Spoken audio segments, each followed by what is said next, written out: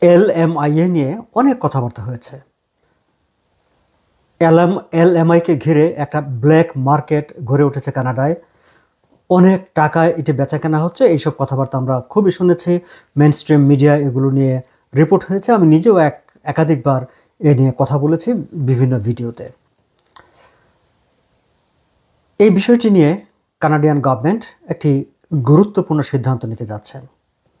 Immigration minister mark Miller জানিয়েছেন যে permanent residency পাওয়ার ক্ষেত্রে এলএমআইএ ব্যবহারের যেই সুযোগটি ছিল সেটির অপব্যবহার রোধে গভর্নমেন্ট একটা ক্র্যাকডাউন পরিচালনা করতে যাচ্ছে এবং একই সঙ্গে পিআর পাওয়ার জন্যে এলএমআইএর ব্যবহার যাতে কোনোভাবেই না হয় সেই ব্যবস্থা নিতে যাচ্ছেন।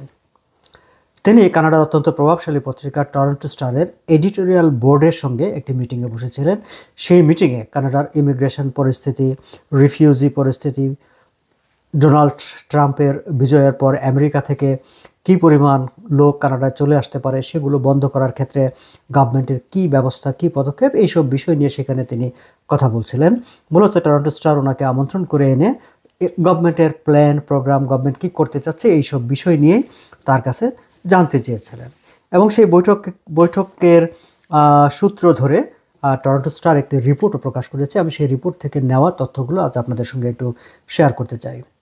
মার্ক মিলার, ইমিগ্রেশন মিনিস্টার, তিনি বলেছেন যে বর্তমানে পার্মানেন্ট রেসিডেন্সি পাওয়ার ক্ষেত্রে যে পয়েন্ট সিস্টেম আছে, সেই পয়েন্ট সিস্টেমে মানে এডুকেশন, অ্যাচিভমেন্ট, ক্যানাডিয়ান ওয়ার্ক এক্সপিরিয়েন্সের জন্য আলাদা করে একটি নাম্বার সেখানে যোগ হয়।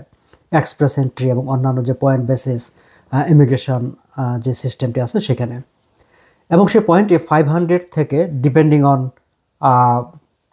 জব, আপনি যখন মানে ক্যানাডিয়ান এক্সপিরিয়েন্সের প্রুফ সেখানে দেন, এবং সেই ক্ষেত্রে মূলত মানে লেবার মার্কেট ইম্প্যাক্ট অ্যাসেসমেন্টের যে পজিটিভ এলএমআইএ পজিটিভ রিপোর্ট, এবং তার ভিত্তিতে কোনো এমপ্লয়ার যখন তাকে অ্যাপয়েন্টমেন্ট দেয়, কাউকে অ্যাপয়েন্টমেন্ট দেয়, এবং সেই অ্যাপয়েন্টমেন্টটি যখন এই পার্মানেন্ট রেসিডেন্সি অ্যাপ্লিকেশনের সঙ্গে যোগ করা হয়, তখন এর জন্য ওই অ্যাপ্লিকেন্ট 50 থেকে 200 পর্যন্ত, depending on how important is that job, যেই জবের জব ডাটাটি সাবমিট করা হলো থ্রু এলএমআইএ, সেইটা জবটা কতটা ইম্পর্ট্যান্ট তার উপর ভিত্তি করে মানে 50 to 200 নাম্বার পর্যন্ত সেখানে যোগ হয়। এবং যার কারণে যেটি হয়েছে যে এই পার্মানেন্ট রেসিডেন্সি পাওয়ার ক্ষেত্রে যাদের এলএমআইএ আছে বা জব অফার আছে, তারা এক ধরনের একটা কম্পিটিটিভ অ্যাডভান্টেজ পায়।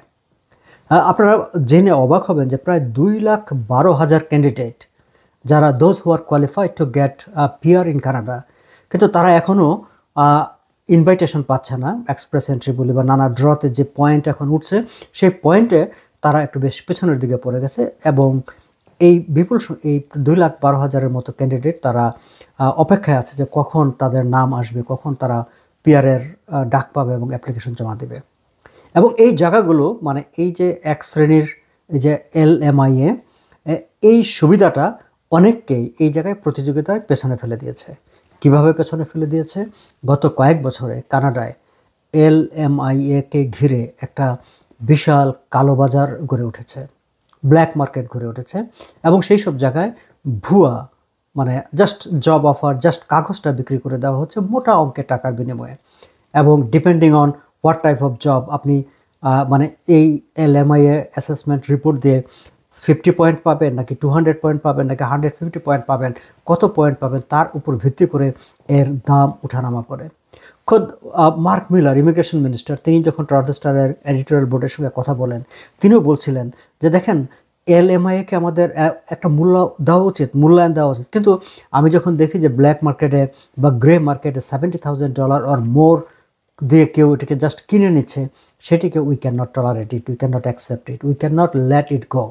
সো আমাদের এই জায়গাটায় একটা ক্র্যাকডাউন পরিচালনা করা ছাড়া আমাদের আর কোনো উপায় নেই। এবং তিনি স্পষ্ট করে বলেছেন এই যে এলএমআইএর মাধ্যমে এলএমআইএর দিয়ে যে বাড়তি পয়েন্ট পাওয়ার, যে 50 to 200 পয়েন্ট পাওয়ার যেই সুযোগটি আছে, সেই সুযোগটি আর থাকছে না। এই ব্যাপারে তাদের গভর্নমেন্ট একদম সক্রিয় চিন্তাভাবনা করছে।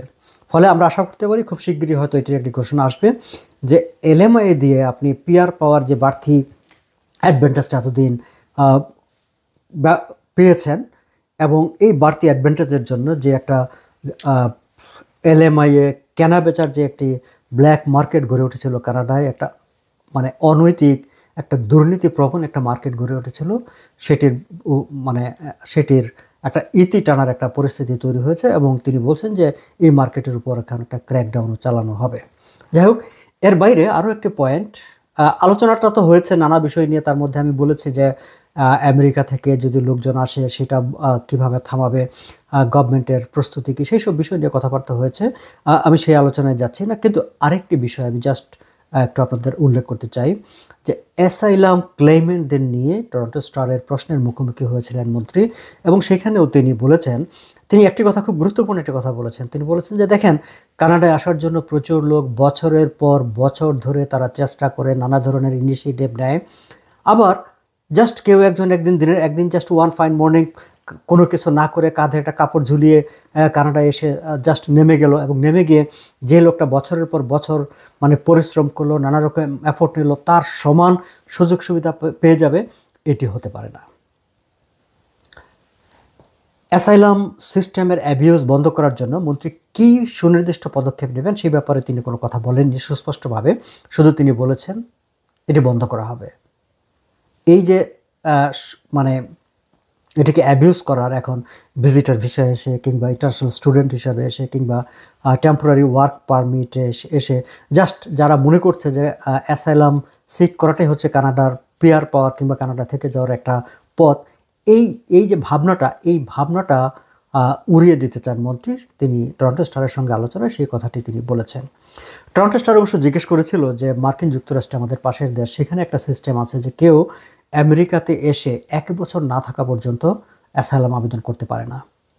কানাডাতেও ঠিক এরকম কোনো ব্যবস্থা করা হবে কিনা যে এসে 1 বছর থাকবে তারপর অ্যাসাইলাম আবেদন করবে? এই প্রশ্নের জবাবে মন্ত্রী সরাসরি কোনো উত্তর দেননি। তিনি শুধু বলেছেন যে অ্যাবিউজটা বন্ধ করতে হবে, সব ধরনের অ্যাবিউজ বন্ধ করতে হবে, সেটি হচ্ছে তার বক্তব্য। জাস্ট এই ডেভেলপমেন্টটা আপনাদের সঙ্গে শেয়ার করে রাখলাম দর্শক। সামনে এই বিষয়গুলো নিয়ে যখন আরও ডেভেলপমেন্ট হবে তখন আবার সেগুলো আপনাদের জানিয়ে দেব। আজ এ পর্যন্তই, ভালো থাকবেন।